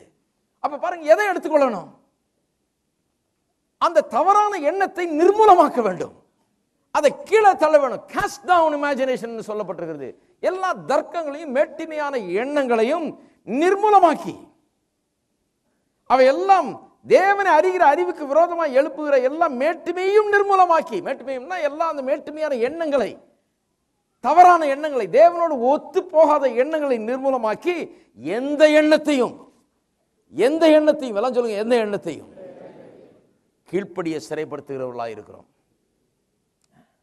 எந்த எண்ணத்தையும், எந்த எண்ணமா இருக்கணும், எந்த எண்ணமா இருக்கட்டும், அது கர்த்தருடைய வார்த்தையோட ஒத்து போதா, இது கேட்டதா இருக்குதா, இது சொல்றது அந்த எண்ணம் சொல்லுதா, என் எண்ணம் அதை சொல்லுகிறதா, அதை சொன்ன ஏற்றுக்குவேன், இல்லைன்னா அதை நிர்மூலமாக்குவேன், அது ஒன்றும் இல்லாமல் ஆக்கி விடுவேன். என்னுடைய வாழ்க்கையில் மனதில் அது இருக்க முடியாது. இதுதான் உண்மையே உறுதியாய் பற்றி கொண்டு உண்மையில் நம்பிக்கையாக இருக்கிற மனுஷன். அவனை நீர் அப்படிப்பட்டவனை இந்த எண்ணங்களை சீர்படுத்தி வேண்டாத எண்ணங்களை, மேட்டிமையான எண்ணங்களை, தேவனுக்கு விரோதமான எண்ணங்களை நிர்மூலமாக்கி அவைகளெல்லாம் கீழே தள்ளி எல்லாவற்றையும் கீழ்ப்படுத்தி சிறைப்படுத்துகிறவனாக இருக்கிற அந்த மனுஷனுக்கு தான் என்ன சமாதானத்தை, அவனை பூரண சமாதானத்தோடு அவனை காத்துக்கொள்வீர் என்று சொல்லப்பட்டிருக்கிறது. அதனால தான் வேதவசனம் சொல்லுது பாருங்க, பிலிப்பியர் 4:6 வாசிக்கிறோம், நீங்கள் ஒன்றை குறித்தும் கவலைப்படாமல். ஏன்னா கவலை ஒரு எண்ணம் பாருங்க, ஒன்றை குறித்து கவலைப்படாமல், கவலையின் எண்ணத்தை வச்சுக்கிட்டு வெற்றி வாழ்க்கை வாழவே முடியாது. நீங்கள் ஒன்றை குறித்து கவலைப்படாதீர்கள் என்று சொல்லப்பட்டிருக்கிறது. அதே பிலிப்பியர் 4:8 சொல்லப்பட்டிருக்கிறது. என்ன சொல்லப்பட்டிருக்கிறது, புண்ணியம் எதுவோ, புகழ் எதுவோ, நற்கீர்த்தி உள்ளவைகளோ, பரிசுத்தமான எண்ணங்கள், நல்ல எண்ணங்கள், அவைகளையே சிந்தியுங்கள் என்று சொல்லப்பட்டிருக்கிறது. அப்ப பாருங்க,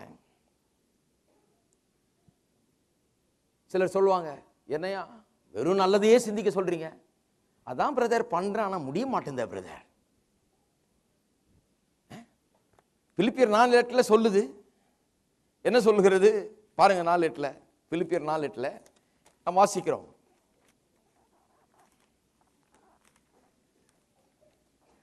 கடைசியாக சகோதரரே, உண்மையுள்ள விளைவுகளோ, ஒழுக்கமுள்ள விளைவுகளோ, நீதி உள்ள விளைவுகளோ, கற்புள்ள விளைவுகளோ, அன்புள்ள விளைவுகளோ, நற்கீர்த்தி உள்ள விளைவுகளோ, புண்ணியம் எதுவோ, புகழ் எதுவோ, அவைகளையே. ஆனா அதுல அவைகளையே தான் ரொம்ப முக்கியம். அவைகளே என்ன அர்த்தம், அதை மட்டும் இதோட சேர்த்து மற்றதையும் கொஞ்சம் கலந்துக்கிட்டா பரவாயில்லன்னு சொல்லி இல்லை, மற்றதையும் லேசா ஊர்கா மாதிரி தொட்டுக்கலான்னு சொல்லல, அப்பப்போ லேசா கொஞ்சம் கவலையும் கொஞ்சம் பாரத்தையும் கொஞ்சம் பிரச்சனையும் அப்படி தொட்டுக்கிட்டு வரலாம். இல்ல அவைகளையே. எவைகளையே? உண்மை உள்ளவைகள், ஒழுக்கம் உள்ளவைகள், நீதி உள்ளவைகள், கற்புள்ளவைகள், அன்புள்ளவைகள், நற்கீர்த்தி உள்ளவைகள், புண்ணியம், புகழ், இவைகளையே. எல்லாம் நல்லதுதான் பாருங்க, ஒரு கெட்ட ஐட்டம் கூட கிடையவே கிடையாது. மனிதனுடைய மனம் அப்படி உண்டாக்கப்பட்டிருக்கிறது. இன்னைக்கு சாயங்காலம் மனதை பற்றி பேச ஆரம்பிக்க போறேன், புது சீரீஸ் ஆரம்பிக்கிறோம் சாயங்காலத்தில். இதுவும் அதுவும் உங்களை ஒன்றா போகுது பாருங்க. இது அதுக்கு உதவும், அது இதுக்கு உதவும். நிறைய சம்பந்தம் இருக்குது ரெண்டுத்துக்கும். அற்புதமான ஒரு சீரீஸ் அதுவும். இங்கே காலையில் இருதயத்தை பற்றியும் சாயந்தரம் மனதை பற்றியும் எல்லாம் பார்ட்ஸாக எடுக்க போகிறோம் தனித்தனியாக. காலையில் இருதயம், சாயந்தரம் தான் மனம். இது முடியறதுக்குள்ளே எல்லாம் சரியாக போயிடும். வெறும் சரீரம் மட்டும் மிஞ்சிருக்கோம், அது அப்புறம் பார்த்துக்குவோம் கடைசியாக. பைபிள் அதை பற்றி தான் பாருங்க. இது ஒரு ரிலிஜியஸ் புக் இல்லை. இது நம்மை சிறப்பானவர்களாக வெற்றியுள்ளவர்களாக மாற்றக்கூடிய ஒரு புஸ்தகம். இது கர்த்தருடைய வார்த்தை. இது பாருங்க. அப்ப எப்படி இருதயம் உறுதி உள்ளவர்களாக இருக்க முடியும்னு பேசும்போது தான் வேதவசனம் சொல்லுது, மனம்தான் இருதயத்துக்கு ரூட்டா இருக்குது. இருதயம் எப்படி இருக்க போகிறது என்பதை எது நிர்ணயிக்கிறது? என்னுடைய எண்ணங்கள் எப்படிப்பட்டவைகளோ அப்படிதான் என்னுடைய இருதயம் இருக்க போகிறது. அதனால தான் எண்ணத்தின் லெவல்ல எல்லாத்தையும் சரிப்படுத்தணும். ஏன்னா இருதயத்துக்குள்ள போன பிறகு ஒன்றும் பண்ணவே முடியாது. இருக்கீங்களா? இந்த லெவல்ல எல்லாத்தையும் சரிப்படுத்திடணும். அங்க இருதயத்துக்குள்ள போன பிறகு ஒன்றுத்தையும் சரிப்படுத்த முடியாது. ஏன்னா இருதயத்துக்குள்ள போன உடனே அது உங்களுடையதாயிடும். இருதயத்தில் என்ன இருக்குதோ அப்படியே நாம் மாறிடுறோம். அதனால தான் வேதவசனம் சொல்லுது, ஒருவனுடைய நினைவுகள் எப்படியோ அப்படியே அவனும் இருக்கிறான். ஏன் அப்படி சொல்லியிருக்குன்னா, இவனுடைய நினைவுகள் தப்பா இருந்ததுன்னா கூடி சீக்கிரம் அந்த இருதயத்தில் போயிடும். இருதயத்தில் போயிடுச்சுன்னா அது அப்படியே உண்டாகிவிடும் அவனுக்கு. அப்ப சரி பண்ணணும்னா எங்க சரி பண்ணணும், எந்த லெவல்ல சரிப்படுத்தலாம்? இந்த மனதிலே அது உண்டாகும் போதே அதை சீர்படுத்த வேண்டும், சரிப்படுத்த வேண்டும். அப்ப நிறைய பேர் என்ன சொல்றாங்க, அதாங்க நான் ட்ரை பண்ற முடிய மாட்டேதுங்க. நீங்க சொல்றீங்க வெறும் நல்லதையே சிந்திங்க சொல்ற விளங்குது எனக்கு, ஆனால் அதுதானே பாஸ்டர் கஷ்டமா இருக்குது, சரி பண்ண முடியலையே. நான் சிந்திக்க பார்க்கிறேன், கெட்ட எண்ணம் தான் வருது, எனக்கு பிற்போக்கான எண்ணங்கள் தான் வருது, தோல்வியின் எண்ணங்கள் தான் வருது, எப்படியாவது அது நுழைஞ்சிருது பாஸ்டர், முடியல அப்படிங்கிறாங்க. சரி, ஒரு சின்ன உதாரணம் சொல்றேன், எப்படி முடியும்னு காமிக்கிறதுக்கு, நிரூபிச்சு காமிக்கிறேன் முடியும்னு சொல்லி. இப்போ நீங்க இருக்கிறீங்க, உங்கள்கிட்ட சொல்றேன், சைலண்டா சத்தம் போடாம வாயை திறக்காம மனதுக்குள்ளேயே 1லிருந்து 10 வரைக்கும் எண்ணுங்கன்னு சொல்றேன். எண்ணிக்கிட்டே இருக்கிறீங்க. எண்ண ஆரம்பிச்ச உடனே நான் நடுவில் சொல்றேன், உங்க பேர் என்னன்னு கேட்குறேன். பேர் என்னன்னு கேட்ட உடனே என்ன சொல்றீங்க? பேரை என்கிட்ட சொல்றீங்க. எண்ணுனது என்னாச்சு? இதுல 2 காரியம். ஒன்று, எண்ணத்தை மனதில் இருக்கிற எண்ணத்தை காட்டிலும் வாயில் இருக்கிற வார்த்தை மோர் பவர்ஃபுல். அதனால தான் மனதிலே நீங்கள் எண்ணிக்கொண்டிருந்தாலும் இந்த வாயிலிருந்து இந்த வார்த்தையை சொன்ன மாத்திரத்தில் இந்த எண்ணம் எங்கேயோ போயிடுச்சு. இதுதான் மனது உள்ள நுழைஞ்சிருச்சு. அதை முதல்ல புரிஞ்சுங்க. வார்த்தைக்கு மனதில் இருக்கிற எண்ணத்தை காட்டிலும் வலிமை உண்டு. அதனால தான் வார்த்தையை பற்றி ரொம்ப அதிகமாக பேசுறது. நான் உங்க வாயில் இருக்கிற வார்த்தைக்கு வாயை திறந்து என் பேர் இதுன்னு சொன்ன மாத்திரத்தில் இது கவுண்டை விட்டுட்டீங்க. ஏன்னா இந்த வாயிலிருந்து ப்ரொசீட் பண்றதுக்கு இந்த மனதில் இருக்கிறதை காட்டிலும் வலிமை உண்டு இல்லையா? அது முதலாவது ஒரு காரியம், அது ரொம்ப நிச்சயமான காரியம். 2வது, நான் பேர் என்னன்னு கேட்ட உடனே நீங்க கவுண்டிங்கை நிறுத்திட்டு பேரை சொல்றதுக்கு ஒரு தீர்மானம் எடுக்க வேண்டியதா இருக்குது. சரி, பேர் என்னன்னு கேட்குற, பேரை சொல்லுவோம். அப்போ மனதை கண்ட்ரோல் கொண்டுட்டீங்களே, மைண்டில் கவுண்ட் பண்ணிட்டு இருந்தீங்க, மனதில் எண்ணிக்கிட்டு இருந்தீங்க, எண்ணிட்டு இருந்ததை விட போகிறேன், விட்டு இவருடைய கேள்விக்கு நான் பதில் சொல்ல போறேன்னு ஒரு தீர்மானத்தை எடுத்தீங்க. அப்ப என்ன பண்ணிட்டீங்க? நீங்க ஒரு தீர்மானத்தை எடுக்கிறது மூலமா உங்களுடைய மனதை நீங்கள் என்ன பண்ணிட்டீங்க? கட்டுப்படுத்தி விட்டீர்கள். இந்த தீர்மானத்தை எடுக்கிறதுக்கு நான் இங்க இருந்து உதவி செய்யறேன். என்ன உதவி செய்யறேன்? நீங்க கவுண்ட் பண்ணிட்டே இருக்கிறீங்க. நான் சொல்றேன், உங்க பேர் என்ன அப்படின்னு கேட்கும்போது அந்த தீர்மானத்தை எடுக்க வேண்டிய ஒரு நிலை வந்துடுது. அதனால தீர்மானத்தை எடுக்கிறீங்க. ஒவ்வொரு நாளும் உங்களுடைய வீட்டிலே, உங்களுடைய தனிப்பட்ட வாழ்க்கையிலே நீங்கள் தனிமையில் இருக்கும்போது எண்ணங்கள் உங்களுடைய மனதை ஆட்கொள்ளுகிறது. நீங்கள் ஒரு தீர்மானத்தை எடுக்க வேணும். எப்பேற்பட்ட எண்ணங்களை உள்ள வைப்பது, எப்பேற்பட்ட எண்ணங்களை வெளியாக்குவது, எப்பேற்பட்ட எண்ணங்களை கீழ்ப்படுத்துவது, சிறைப்படுத்துவது, எப்பேற்பட்ட எண்ணங்களை நிர்மூலமாக்குவது, எப்பேற்பட்ட எண்ணங்களை உள்ளத்தில் வைத்துக் கொள்வது என்கிறது குறித்த தீர்மானத்தை எடுக்க வேண்டியது அவசியமாயிருக்கிறது இல்லையா? அப்ப பாருங்க, எண்ணத்தை காட்டிலும் எது வல்லமை உள்ளதா இருக்குது? வார்த்தை வல்லமை உள்ளதா இருக்குது. எதை மனதில் வைத்திருந்தாலும் ஒரு தீர்மானம் எடுத்தீங்கன்னா அந்த மனதை மேற்கொள்ள முடியும். இதை விட்டுட்டு நான் இன்னொன்று செய்யறேன்னு தீர்மானத்தை பண்ண முடிகிறது.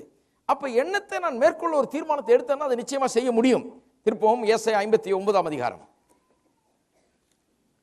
இதை பற்றிலாம் இன்னும் அதிகமா ராத்திரி போதனையில் சொல்ல போறேன். பட் இப்போ இருதயத்தை பார்ப்போம். எப்படி இருதயத்துக்குள்ள போகிறது, எப்படி இருதயம் உறுதி உள்ளதாகிறதுன்றதை பார்க்கறதுக்கு தான் நம்ம மனதை பார்க்குறோம். சம்பந்தப்பட்டிருக்கிறது.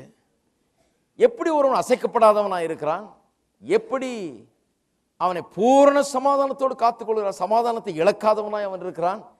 ஏன்னா அவனுடைய மனது அவரை பற்றி கொண்டிருக்கிறது இல்லையா? அதான் அங்கே சப்ஜெக்ட் மேட்டரே.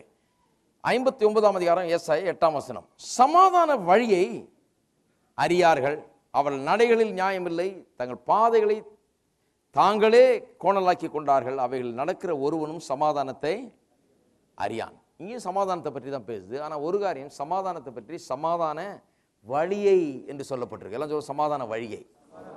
அப்ப சமாதானம் என்கிறது எல்லா சூழ்நிலையின் மத்தியிலும் சமாதானம், ஒரு வெற்றியின் உணர்வு, ஜெயத்தின் உணர்வு, செழிப்பின் உணர்வு, ஜெயிக்கிற ஒரு உணர்வு. அதான் சமாதானம் இல்லையா? சமாதானம்னா எல்லாம் அதில் அடங்கி இருக்கிறது, எல்லா நன்மையும் அதில் அடங்கி இருக்கிறது. அப்ப சமாதானம், அப்படிப்பட்ட சமாதானம் என்பது ஏதோ ஒருத்தனுக்கு அவன் ஏதோ அதிர்ஷ்டவசமாக அவனுக்கு வந்து சேர்றதில்லை, ஆட்டோமேட்டிக்காக வந்து சேர்றதில்லை. ஏதோ அவன் ரொம்ப சமாதானமா இருக்காருங்க, அவர் பரவாயில்ல, அப்படி கிடையாது. சமாதானத்திற்கு ஒரு வழி இருக்கிறது. சமாதானத்தை, அந்த விதமான சமாதானத்தை ஒருவன் அடைய ஒரு வழியை அவன் மேற்கொள்ளுகிறான். இங்க இருந்து நான் ஒரு இடத்துக்கு போனா ஒரு வழி இருக்கு, ரூட் இருக்குதுங்க, அந்த வழியா போனதான் அங்க போய் சேர முடியும். அதுபோலவே இப்படிப்பட்ட ஒரு நிலையை நான் அடைய வேண்டும் என்று சொன்னால், சமாதானம் என்கிற ஒரு நிலை, ஒரு சீரான நிலை, வெற்றியின் உணர்வை எப்போதும் தக்க வைத்துக் கொள்கிற ஒரு நிலை, ஜெயத்தின் உணர்வோடு எப்போதும் வாழ்கிற ஒரு நிலை, சூழ்நிலைக்கு பயப்படாத ஒரு நிலை, விரோதிகளுக்கு அஞ்சாத ஒரு நிலை, ஜெயத்தின் உணர்வோடு வாழுகிற ஒரு நிலை, அந்த நிலையை நான் அடைய வேண்டும் என்று சொன்னால், அதாவது இருதயத்திலே உறுதியுள்ளவனாய், பயப்படாதவனாய், அசைக்கப்படாதவனாய் இருக்க வேண்டும் என்று, அப்படி மாற வேண்டும் என்று சொன்னால் என்ன பண்ண வேணும்? சமாதானத்துக்கான வழியை நான் தெரிந்து கொள்ள வேண்டும். வழி தெரியுமா? இருதயம் உறுதியா இருக்கிறதுக்கு வேண்டிய வழி தெரியுமா? வழி என்னன்னா எண்ணங்கள். இதான் ரூட். எண்ணங்கள்ல என்ன இருக்குது? எப்படிப்பட்ட எண்ணங்கள், எப்படிப்பட்ட சிந்தைகள், எப்படிப்பட்ட நோக்கங்கள்? கவலை இருக்கு, பாரம் இருக்குதா, பயம் இருக்குதா? எப்படிப்பட்ட காட்சிகளை நான் காண்கிறேன், எப்படிப்பட்ட காட்சிகளை எப்படிப்பட்ட புத்தகங்களை நான் படிக்கிறேன், எப்படிப்பட்ட காரியங்கள் எனக்குள்ளாக செல்லுகிறது, எப்படி இந்த எண்ணங்கள் எனக்குள்ள வருகிறது, இந்த எண்ணங்கள் நல்லதா? பிலிப்பியர் 4:8 சொன்னப்பட்டபடி இந்த எண்ணங்கள்லாம் நல்ல எண்ணங்களா, நற்கீர்த்தி உள்ள எண்ணங்களா, புகழான எண்ணங்களா, புகழ்ச்சியான எண்ணங்களா, நல்ல எண்ணங்களா? இதை நான் சரிப்படுத்தினேன் என்று சொன்னால் என்னுடைய இருதயம் நாளைக்கு எப்படி இருக்க போகிறது என்பதை நான் நிர்ணயிக்கிறேன். இருதயம் உறுதியாக இருக்கிறது எப்படின்றதை நிச்சயமாக தெரிஞ்சு கொள்ளலாம். ஒன்றும் இல்லை, எனக்குள்ள நான் மனதுக்குள்ளே எண்ணத்தை போடுறேன். மனதுக்குள்ளே நான் தப்பானவைகளை போட்டுக்கொண்டிருந்தேன் என்றால், அல்லது தப்பானவைகள் வரும்படியாக அனுமதித்து கொண்டிருந்தேன் என்றால், அதை அப்படியே விட்டேன் என்று சொன்னால் அது கண்டிப்பாக இருதயத்துக்குள்ளே போயிடும். இந்த என்ட்ரி லெவல்லையே, இந்த மனதின் லெவல்லையே அவைகளை நான் நிர்மூலமாக்க முடியும். மனதின் லெவல்லையே நான் அதை கீழ்ப்படுத்த முடியும், சிறைப்படுத்த முடியும். இருதயத்துக்குள்ளே போன பிறகு அது நம்மை சிறைப்படுத்தி விடுகிறது, அது நம்மை கீழ்ப்படுத்தி விடுகிறது. இருக்கீங்களா?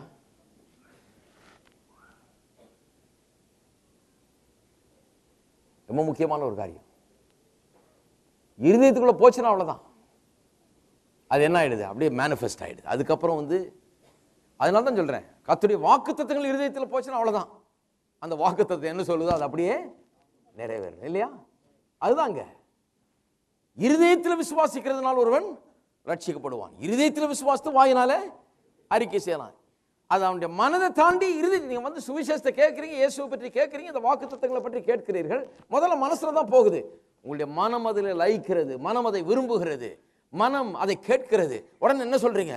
சரி, இதை நான் மனசுல வைக்க போறேன், இதை மறக்க கூடாது, நான் இதை எழுதி வைக்க போறேன், இதை பார்க்க போறேன், இதை கவனம் செலுத்த போறேன், இதை வாசிக்க போறேன், இதை இன்னும் கொஞ்சம் உள்ள வைக்க போறேன், என் மனதில் இதை வைக்க போறேன், இதுக்கு விரோதமான எண்ணங்கள் எல்லாம் விரட்ட போறேன்னு சொல்லி மனதுக்குள்ள அதை வைக்க வைக்க வைக்க என்ன ஆகிறது? அது இருதயத்துக்குள்ள போகிறது. இப்படிதான் வாக்கு தத்தங்கள்லாம் இருதயத்துக்குள்ள போகுது. இருதயத்து லெவல்ல போயிடுச்சுன்னா அந்த வாக்கு தத்தங்கள் உங்களுடையதாக மாறிவிடுகிறது. இன்னொரு உதாரணத்துக்கு போவோம். மத்தேயு 5ஆம் அதிகாரத்துக்கு. எப்படி எண்ணங்களும் இருதயங்களும், மனதின் எண்ணமும் இருதயத்தின் உறுதியும் எப்படி சம்பந்தப்பட்டிருக்கிறது என்பதை உங்களுக்கு காண்பிக்க விரும்புகிறேன்.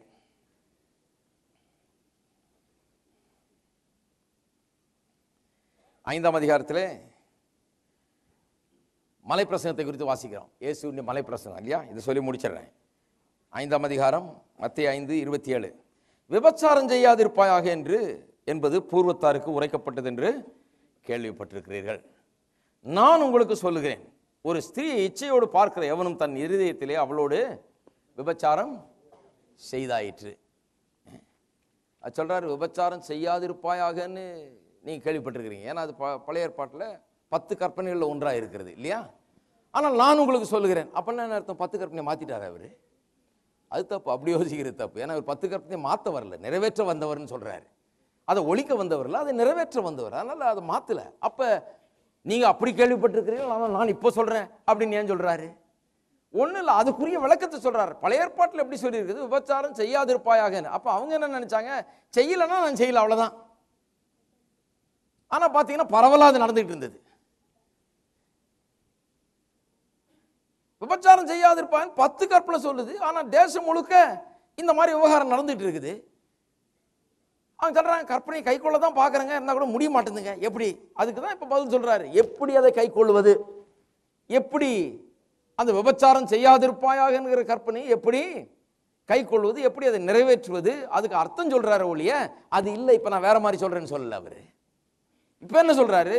நான் உங்களுக்கு சொல்லுகிறேன், ஒரு ஸ்திரீயை இச்சையோடு பார்க்கிற எவனும் தன் இருதயத்திலே அவளோட விபச்சாரம் செய்தாயிற்று. அப்படின்னா என்ன அர்த்தம்? இன்னும் அவன் செய்யல, ஆனால் இச்சையோடு பார்க்கிறான். இச்சையோடு பார்க்கிற எவனும் தன் இருதயத்திலே விபச்சாரம் செய்தாயிற்று. இருதயத்திலே செய்தாயிற்று அப்படிங்கிறாரு. ஆக்சுவலா நடக்கல, ஆனா இருதயத்திலே செய்தாயிற்று. இப்போ கொஞ்சம் நல்லா கேர்ஃபுல்லா கவனிங்க. இப்போ நான் எனக்கு ஞாபகம் இருக்கு, அந்த காலத்தில் வாலிபனாக சொல்லியிருக்கேன் நான். இது ஆனால் பெஸ்ட் இல்லஸ்ட்ரேஷன் இதுதான். இதான் நல்லா விளங்கும். நான் வாலிபனாக இருந்தப்போ ஒரு யூத் மீட்டிங் போயிருந்தேன் பாருங்க. எனக்கு ஒரு 17-18 வயசு இருக்கும். யூத் மீட்டிங் போனால் பெரிய யூத் மீட்டிங் நடக்கு, பெரிய ஒருத்தர் பிரசங்கம் பண்ணுறாரு. சொல்லிட்டாங்க, நாளைக்கு எல்லாருக்கும் ஆண்களுக்கு பெண்களுக்கு தனியாக கூட்டம், தனித்தனியாக கூட்டம். எல்லாம் கல்லூரி மாணவர்கள்லாம் வந்திருக்காங்க, பள்ளிக்கூட மாணவர்கள்லாம் எல்லாம் தனித்தனியாக கூட்டம்ட்டாங்க. சரி, தனித்தனியாக கூட்டம்னு ரொம்ப உற்சாகம் எங்களுக்கெல்லாம். ரொம்ப விஷயம்லாம் பேச போகிறேன்றார். தெரியுது அவர் சொல்கிறத பார்த்தாலும் இந்த மாதிரி விஷயங்கள்லாம் பேசுவார் போல இருக்கு.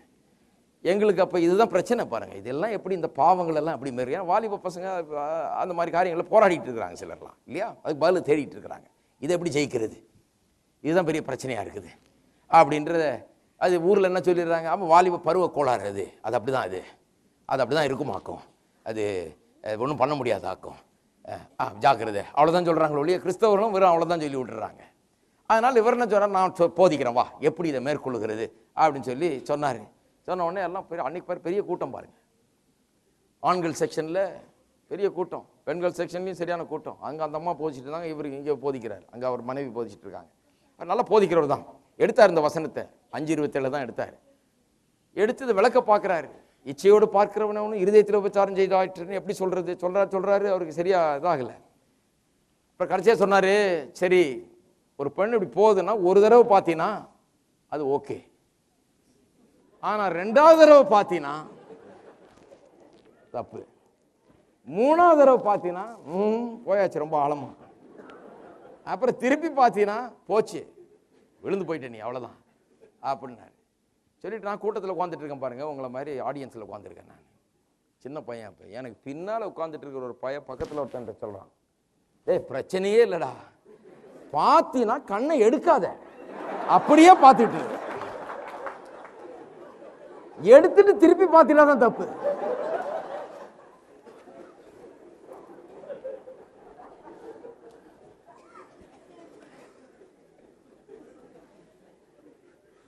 இது 1970 அவ்வளோ தேறிட்டாங்க பசங்க. பிரசங்கர் பாவம் அப் டு டேட்டா இல்லை அவர்.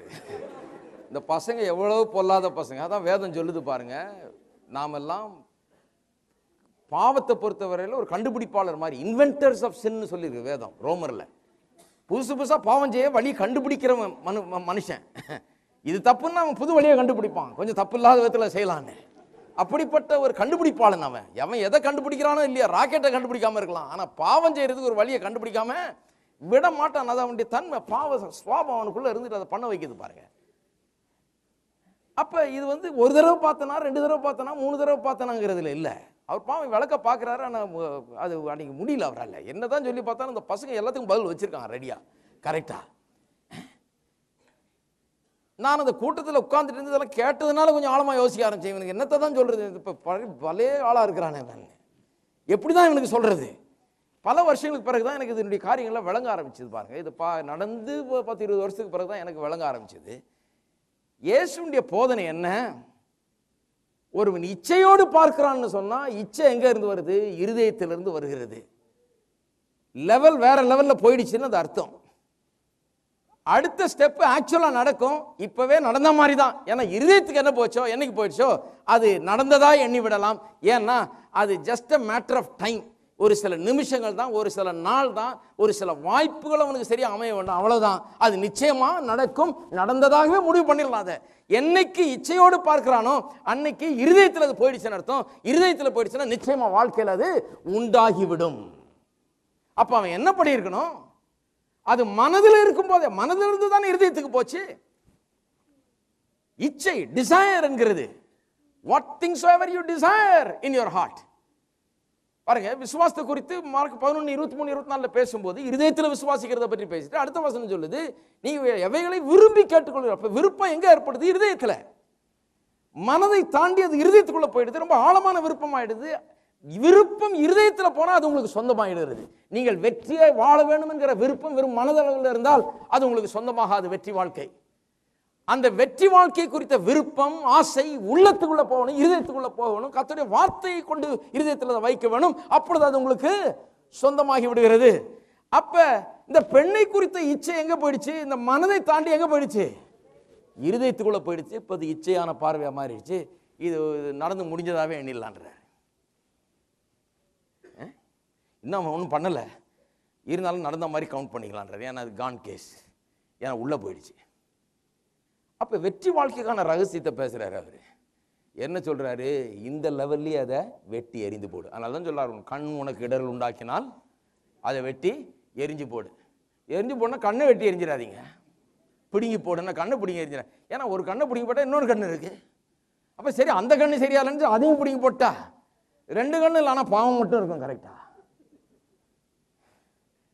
கையை உனக்கு இடர்கள் உண்டாக்கினா கையை வெட்டி எரிந்து போடுனா, கையை வெட்டி கையை காலை ஒன்னொன்னா வெட்டி எரிஞ்சு போட்டுருந்தா, கையும் காலம் இல்லாதனால ஒருத்தர் சும்மா இருக்க போறது இல்லை.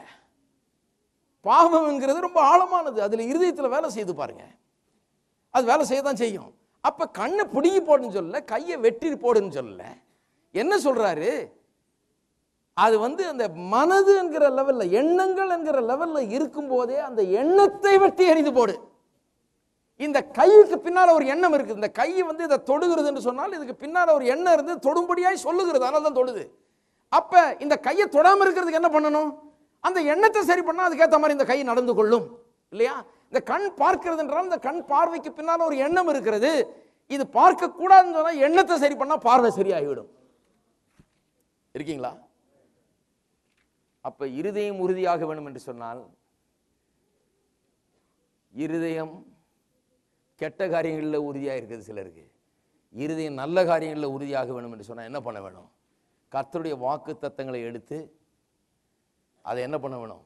இதுதான் சமாதானத்துக்கான வழி, வெற்றி வாழ்க்கைக்கான வழி, ஷலோம் பீஸ்க்கான வழி, குறைவில்லாத ஒரு வாழ்க்கை, நிறைவான வாழ்க்கை, வெற்றி உள்ள வாழ்க்கை, சமாதானமான வாழ்க்கை, குடும்பம், பொருளாதாரம், கையின் பிரயாசம், ஆவி, ஆத்துமா, சரீரத்திலாம் எதுவுமே குறையாமல் எல்லா நிறைவும் பெற்ற வாழ்க்கைக்கு வழி, சமாதானத்தின் வழி இதுதான் என்று சொல்லி, என்ன வழி? இதை எடுத்து அன்றாடம் என்ற மனதில் வைத்து மற்ற எண்ணங்கள் எல்லாம் நிர்மூலமாக்கி இதையே மனதில் வைத்தால் இந்த மனதின் மூலமாக அது கூடிய சீக்கிரத்தில் இருதயத்துக்குள்ளே போய்விடும். அது இருதயத்துக்குள்ள போய்விட்டா என்ன இருதயத்துக்குள்ள போச்சா அதுதான் இந்த வாழ்க்கையில நடக்கும்.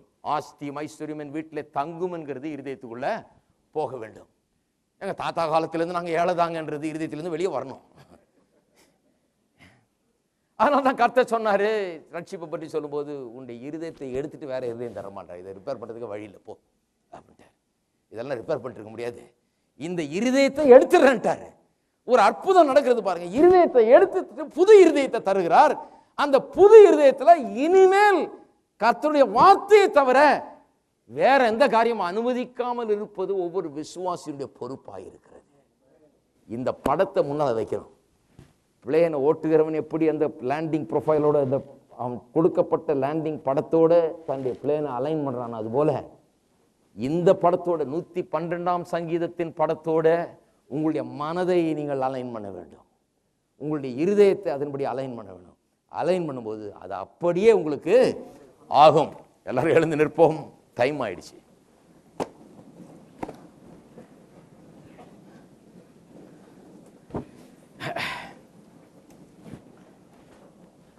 சாயங்காலம் மனதை குறித்து ஒரு சீரீஸ் ஆரம்பிக்க போறோம்.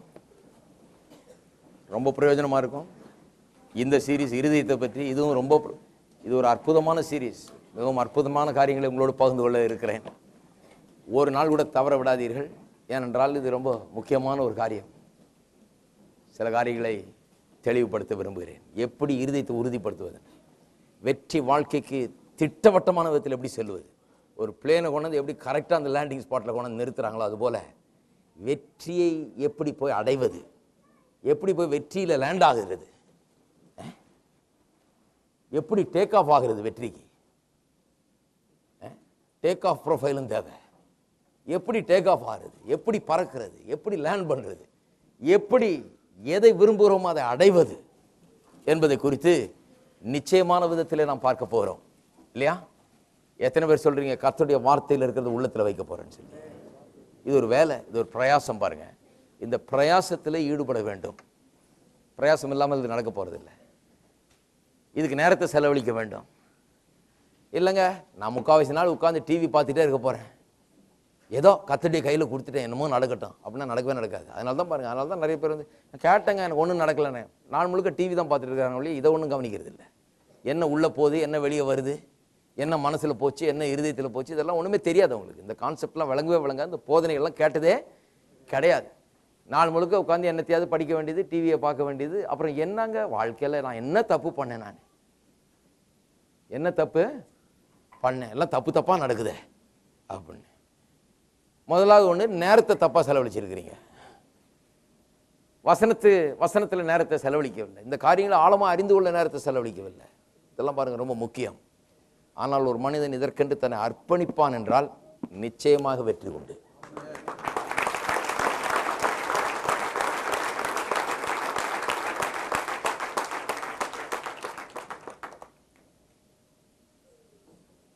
எல்லாரும் கரங்களை உயர்த்தி கர்த்தரை ஸ்தோத்திரிப்போம். ஸ்தோத்திரம் கர்த்தாவே, ஸ்தோத்திரம் தேவனே.